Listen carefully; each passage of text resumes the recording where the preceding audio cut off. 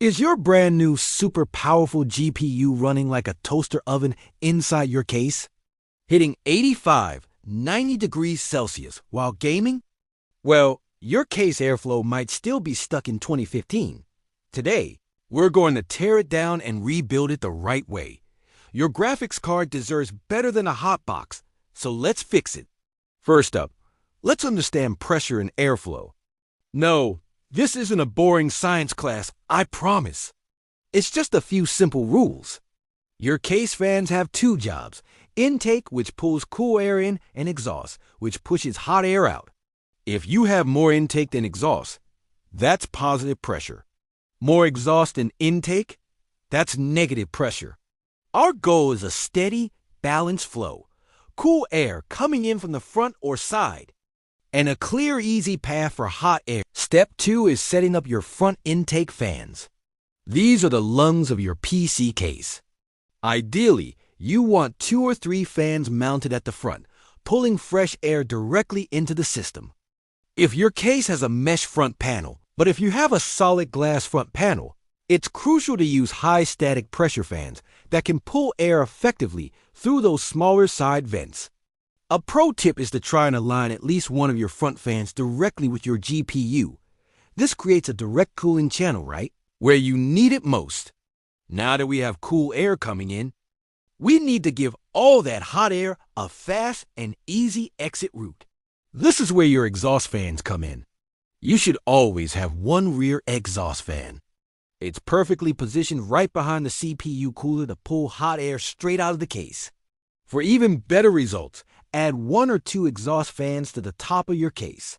Since hot air naturally rises, top-mounted fans act like a chimney, helping to vent all the heat generated by your GPU and CPU.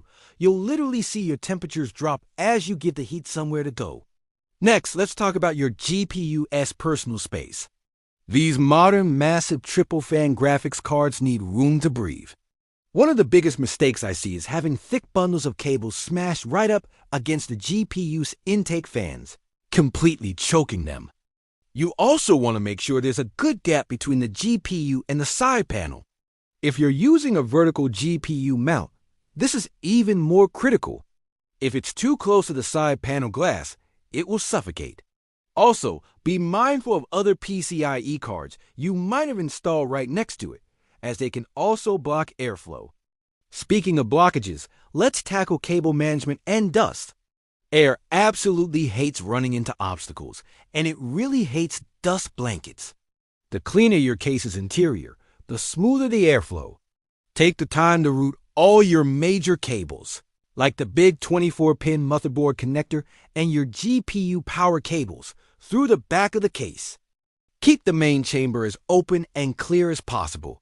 And please clean your dust filters. A clogged filter is like trying to breathe through a thick cloth.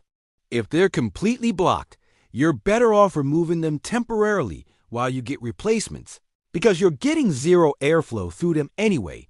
The before and after difference is not just cosmetic. It's a huge performance win. Great, your hardware is all set up for success. But it still needs smart instructions. Using your motherboard's BIOS or a dedicated fan controller software, you can create custom fan curves that react to your CPU and GPU temperatures. Your goal isn't to have fans that are constantly ramping up and down, which is really annoying. You want a smooth, gradual increase in speed as temperatures rise. A little trick is to set your case fans to run a bit faster. This can help feed your GPU with so much cool air that its own fans don't have to spin as hard, leading to a quieter overall system. Finally, we don't guess, we test. All these changes mean nothing if we can't see the results. Fire up a GPU-intensive game, or a benchmark like FurMark or 3D Mark, and let it run for at least 10 or 15 minutes to let the temperature stabilize. Compare your new tong and noise. If your GPU is still running hotter than you'd like, don't be afraid to experiment. Try moving a fan, adjusting your fan curves, or tying up a few more cables. Small tweaks can make a big difference. And there you have it. From a hot box to an ice box, your airflow is officially fixed. The best part is, once you get this right, every future component you upgrade will run cooler and last longer. What kind of case and GPU are you running? Let me know in the comments, and I'll try to help you figure out the absolute best fan layout for your specific setup. Thanks for watching, and don't forget to subscribe for more PC building tips.